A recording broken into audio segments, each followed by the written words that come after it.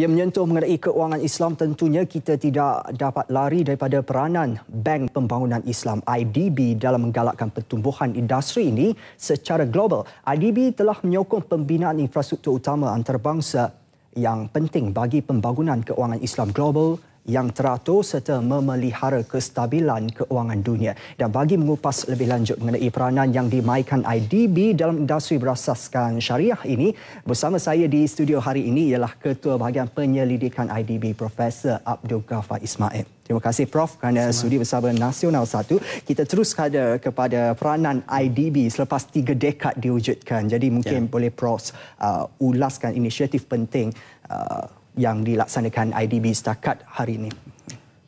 Kalau kita lihat IDB yang telah ditubuhkan sejak daripada awal tahun 1970-an, iaitu lebih tepat lagi pada tahun 1975, di mana dalam salah satu daripada visi utamanya ialah untuk melaksanakan pembangunan di negara-negara ahli, iaitu yang terdiri daripada 56 buah negara, dan cara pembangunan membangunkan negara-negara ahli ini adalah melalui kaedah pembiayaan, dan kaedah pembiayaan ini adalah melalui kaedah pembiayaan yang berlandaskan kepada prinsip syariah. Jadi itu antara visi utama yang ingin dilaksanakan oleh IDB setelah 3 abad atau 3 dekad yang lampau ditubuhkan. Dan ini terlaksana melalui beberapa bentuk pembiayaan yang dilaksanakan kepada atau dilaksanakan di negara-negara ahli melalui beberapa instrumen. Antaranya ialah pembiayaan untuk membiayai perdagangan di antara negara-negara ahli.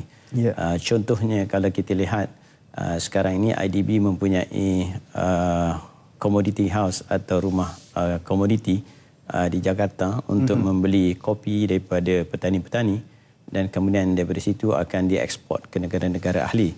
Jadi IDB melaksanakan cara pembiayaan dengan melakukan pembiayaan secara 2 tahap murabahah, iaitu membeli daripada petani dan kemudian menjual kopi tersebut ke negara ahli. Jadi ini salah satu bentuk pembiayaan perdagangan, atau juga melalui pembangunan infrastruktur seperti jalan raya, atau mungkin pembinaan pelabuhan, atau mungkin pembiayaan infrastruktur yang lain. Semuanya ini dilaksanakan mengikut prinsip syariah, di mana kalau kita lihat IDB ini sebagai salah satu multilateral development bank, yang salah satu-satunya multilateral development bank yang melaksanakan pembiayaan secara Islam. Selain kalau kita lihat mungkin pada tahap ini, kita lihat multilateral seperti World Bank, Bank Dunia seperti Asia Development Bank atau mungkin African Development Bank. Mereka juga berkeinginan untuk melaksanakan prinsip keuangan Islam mengikut prinsip syariah.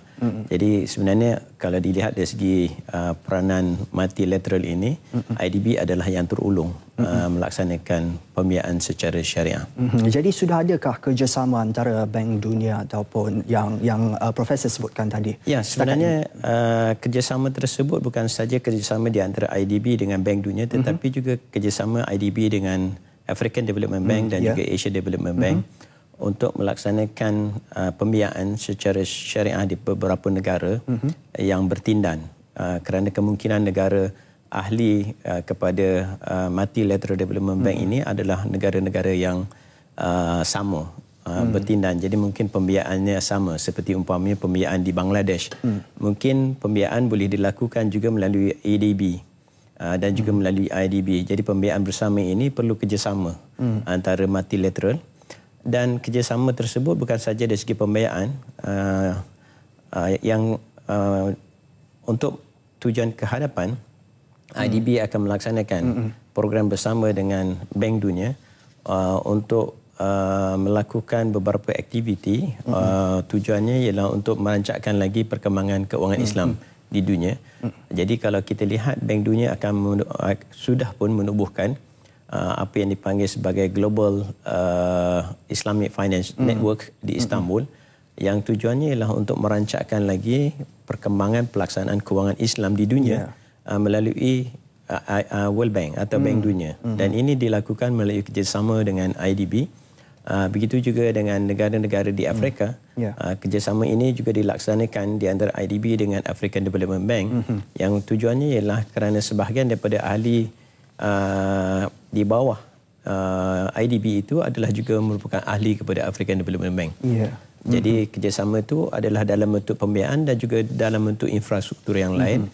Contohnya kalau kita lihat dari segi peraturan dalam keuangan Islam ini adalah pelbagai, dan ini perlu kerjasama di antara bank-bank yang ada di dunia ini supaya dapat dilaksanakan keuangan Islam ini dengan lebih maju lagi di hadapan.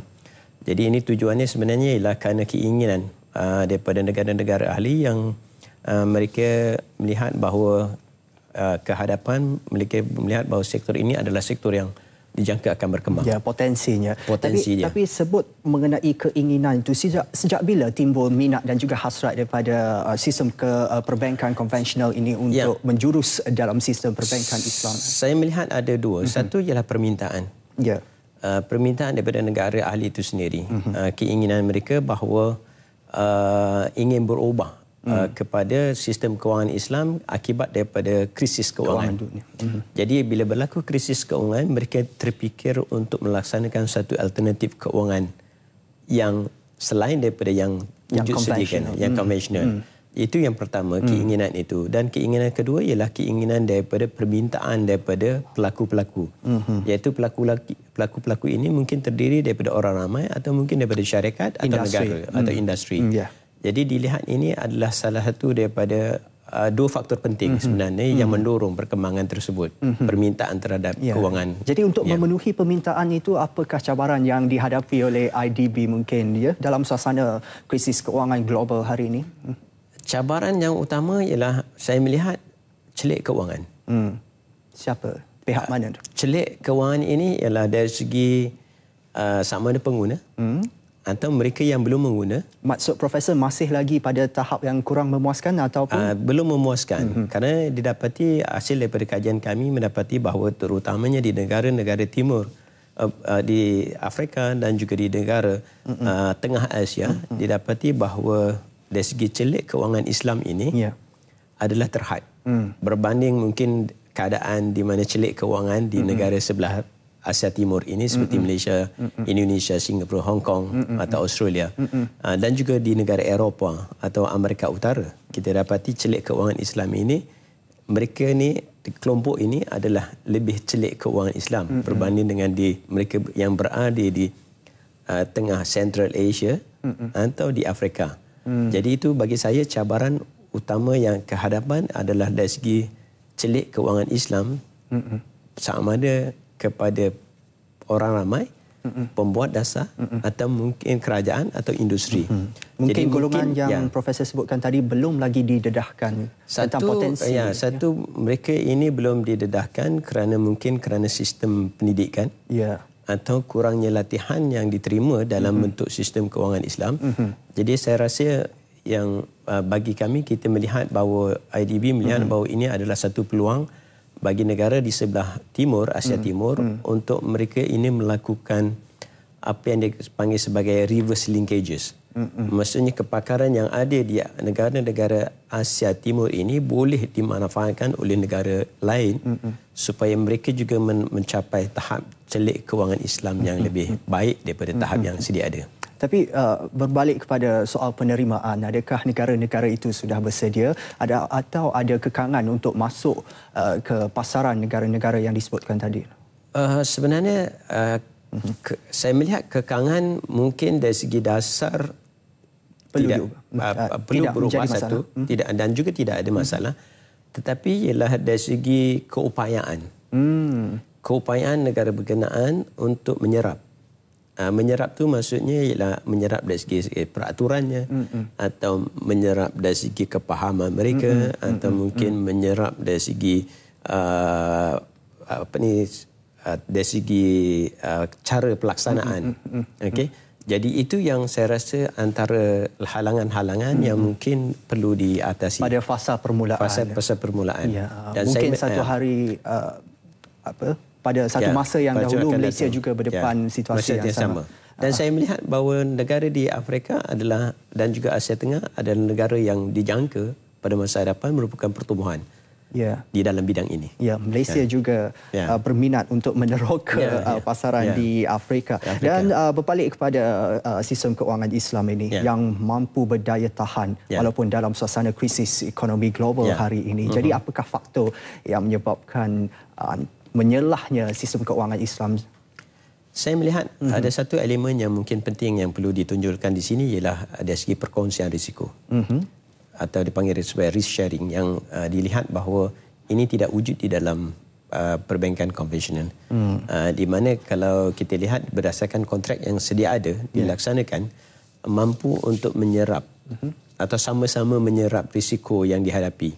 Jadi kalau umpamanya perbankan atau syarikat yang mengendalikan pembiayaan yang diperoleh daripada perbankan Islam, mereka akan sama-sama menyerap. Jadi kalau berlaku kerugian, mereka akan menyerap kerugian, sama-sama menyerap kerugian. Kalau mereka mengalami keuntungan, maka mereka akan menyerap sama-sama keuntungan atau mendapat perolehan keuntungan. Jadi di situ kita lihat dari segi sharing of risk atau risk sharingnya adalah ditanggung bersama oleh kedua-dua pihak yang saya rasa inilah sebenarnya yang perbezaan utama. Kenapa mereka melihat bahawa ini adalah satu yang boleh menjadikan industri ini mampan untuk masa hadapan dan mampu untuk menanggung atau menahan krisis yang berlaku. Adil. Jadi di konteks Malaysia, masa depan sistem keuangan Islam masih lagi ada ruang untuk berkembang pada pendapat Prof? Saya rasa berbeza daripada apa yang berlaku. Mungkin kalau kita lihat Dubai menawarkan diri mereka sebagai bandar atau pusat modal keuangan Islam atau pusat keuangan ekonomi Islam. Tetapi kalau kita lihat dari segi infrastrukturnya, kita lebih baik. Yang saya melihat dari segi apa? Dari infrastruktur, dari segi perundangan, infrastruktur dari segi peraturan dan sokongan daripada pemerintah dan juga dari segi dasar yang ada. Dan juga bukan itu saja, saya rasa disokong oleh talent atau sumber manusia yang mempunyai ilmu yang saya rasa tadi celik keuangan yang lebih baik. Itu satu yang saya nampak kehadapan yang kita mampu bersaing berbanding dengan hub keuangan Islam yang lain. Tetapi kalau kita lihat dari satu segi, kita harus maju ke depan di mana kita boleh menjadikan hub keuangan yang lebih baik di masa hadapan dengan adanya pusat-pusat pertumbuhan keuangan Islam yang baru seperti Central Asia, Asia Tengah dan Afrika. Di mana kepakaran kita ini boleh dibawa ke negara berkenaan dan kita boleh menawarkan perkhidmatan ke negara berkenaan. Yang saya melihat ini satu perkembangan yang baik yang boleh kita manfaatkan. Tadi Prof sebut mengenai cita-cita kita untuk menjadi hub keuangan Islam Malaysia. Jadi kalau skala 1 sehingga 10, di mana Malaysia sekarang? Kalau kita lihat dari skala tersebut, dan ini dibuktikan melalui data yang sedia ada, kita berada dalam keadaan di mana negara yang maju dan cekap. Bukannya negara yang tidak maju dan tidak cekap. Jadi kita sudah berada, kalau kita lihat skala itu, kita berada di tahap yang kelima. Yang paling maksimum. Tapi kita harus mampan untuk mengekalkan 5 tadi. Jadi Prof sendiri pun optimis ke arah itu untuk menjadikan Malaysia sebagai hub keuangan Islam. Mungkin ada cabaran-cabarannya dari segi saiz pasaran kita sendiri di Malaysia. Mungkin saiz pasaran kita adalah kecil, maksudnya dari segi saiz ekonomi yang boleh kita bantu melalui sumber keuangan Islam tadi. Tetapi kita boleh memanfaatkan dari segi kepakaran yang sedia ada. Umpamanya kalau katakan ada sebuah negara lain ingin mengeluarkan suku, maka di mana dia dikeluarkan? Jadi kalau di konvensional kita lihat mungkin bond dikeluarkan di pasaran keuangan London atau pasaran keuangan Hong Kong.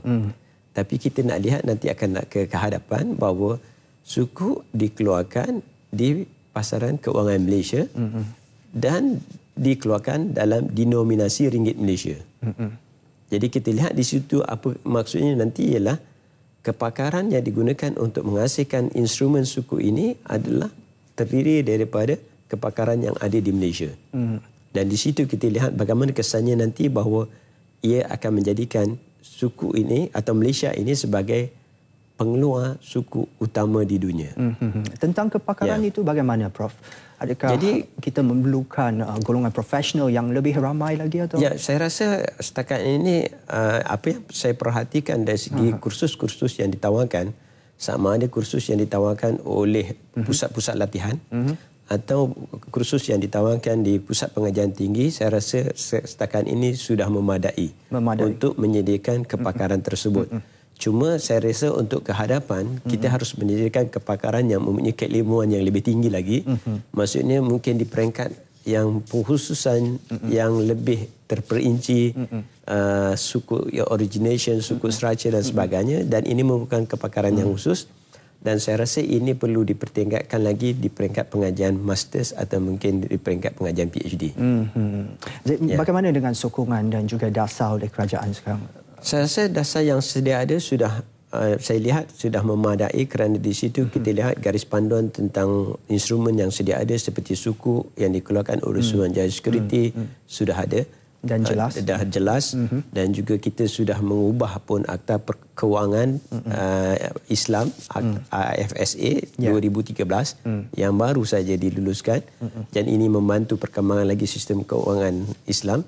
Dan saya rasa dari segi peraturan sudah memadai. Cuma saya rasa untuk aspek yang berikutnya, infrastruktur ini adalah harus memperkukuhkan peraturan yang sedia ada, supaya peraturan yang sedia ada ini adalah mampu berubah mengikut masa dan juga mampu berubah mengikut pasaran supaya dapat memenuhi kehendak pelaku-pelaku tadi. Ya, Profesor, soalan terakhir saya. Bagaimana kalau kita ingin menjadi satu hub keuangan Islam di negara serantau, bagaimana penerimaan mereka terhadap sistem itu setakat ini? Setakat ini kalau kita lihat di negara serantau kita kecuali Indonesia, seperti Singapura dan Hong Kong, kita lihat bahawa mereka ini juga ingin mengisytiharkan sebagai hub keuangan Islam. Dan saya lihat di situ ada keinginan itu ditunjukkan melalui beberapa perubahan dasar dari segi percukaiannya, dari segi peraturan yang sedia ada. Jadi saya rasa itu pun satu yang mungkin menjadi satu petanding kepada negara kita jika kita ingin menjadi hub keuangan Islam. Itu persaingan. Tapi mereka mengadaptasi sistem yang telah pun dilaksanakan oleh Malaysia atau ada perbezaan? Mereka mengadaptasi, tetapi dari segi insentif yang diberikan itu berbeza. Jadi kemungkinan akan ada nanti tarikan tertentu yang diberikan oleh negara berkenaan supaya mereka umpamanya boleh mengeluarkan sukuk di negara masing-masing. Jadi mungkin itu saya anggap peraturan itu yang diubah suai sehingga boleh menjadikan mereka ini petanding kepada negara kita. Terima kasih, Profesor. Satu perbincangan dan satu input yang cukup memperangsangkan pada hari ini. Itu tadi Ketua Bahagian Penyelidikan Bank Pembangunan Islam IDB, Profesor Abdul Ghaffar Ismail. Terima kasih kerana bersama kami.